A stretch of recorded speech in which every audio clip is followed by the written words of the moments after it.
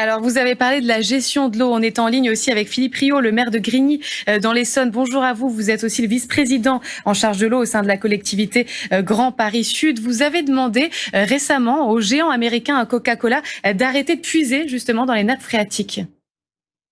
Oui, absolument. C'est un principe de précaution lié à cette nécessaire adaptation et cette consultation a la vertu pédagogique de faire prendre conscience que si nous devons atténuer, nous devons aussi nous adapter. Je trouve que les 4 degrés sont un élément important dans la prise de conscience collective et puis quand même quelques vices à éviter. Le premier, c'est de penser que l'adaptation est certes indispensable, mais elle n'est pas suffisante. Il va falloir faire de l'atténuation. Et puis, s'agissant de la méthode, la consultation, à quoi ça sert?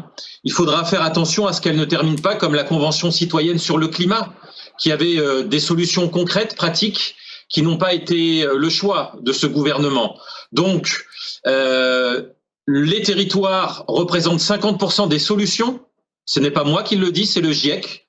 Et donc oui, les collectivités locales ont les solutions, portent des projets. Après, il y a le mur de l'investissement et je vois une injonction paradoxale du gouvernement et notamment des propos de Bruno Le Maire qui prévoit une baisse des dotations des collectivités locales. Et donc ce mur de l'investissement devra se faire par de la dette, par des impôts, principalement ceux qui en payent pas beaucoup des impôts et qui sont très riches dans notre pays. Et donc à l'urgence climatique, il faudra une urgence économique, une urgence budgétaire, mais aussi une urgence fiscale pour pouvoir gagner. Et mon dernier élément, c'est de dire que si nous considérons la période comme très anxiogène, je pense qu'il faut que collectivement, nous inventions un nouveau récit très mobilisateur pour dire que nous pouvons gagner ce défi de l'humanité qui est devant nous, parce que nous pouvons le gagner. Si le climat était une banque, elle aurait déjà été sauvée. Et donc, nous pouvons sauver la planète. Philippe Rio, maire de Grigny dans l'Essonne, vous êtes également toujours avec nous. Des mesures d'équité nécessaires pour les populations les plus précaires, c'est ce qu'on vient d'entendre et c'est ce vers quoi il faut tendre. Oui, absolument. Il faut que nous inventions une écologie populaire, acceptable par tous, et on se rend compte que les plus vulnérables sont celles et ceux qui sont dans le besoin le plus important. Et donc nous devons changer de modèle. L'adaptation, oui, changer de modèle encore plus.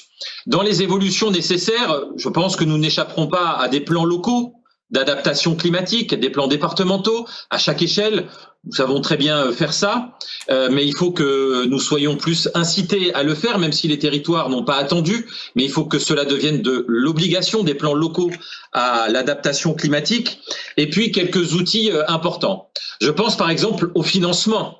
Nous avons un mur de l'investissement qui peut devenir un écran de fumée si, par exemple, nous avons accès aux prêts à taux zéro, à des prêts à long terme, pour pouvoir nous adapter et transformer nos modèles de développement. Aujourd'hui, cela n'existe pas.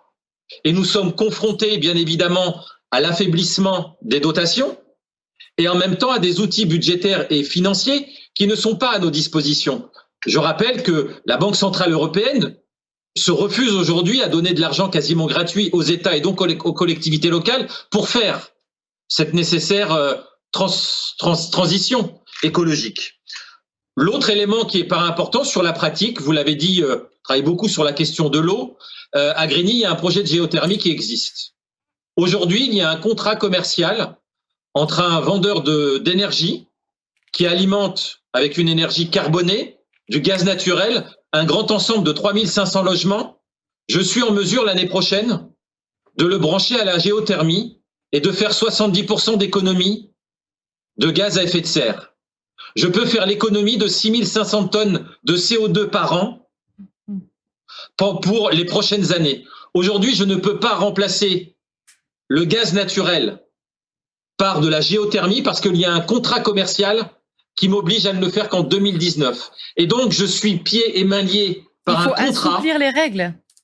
Bien évidemment, vous vous rendez compte, je peux faire économiser modestement à mon échelle 6500 tonnes de CO2 en moins dans l'atmosphère, tout en réduisant la facture pour les usagers. Aujourd'hui, je suis bloqué par un contrat qui n'est rien d'autre que du business, mais qui fragilise la planète et qui fragilise le pouvoir d'achat des gens.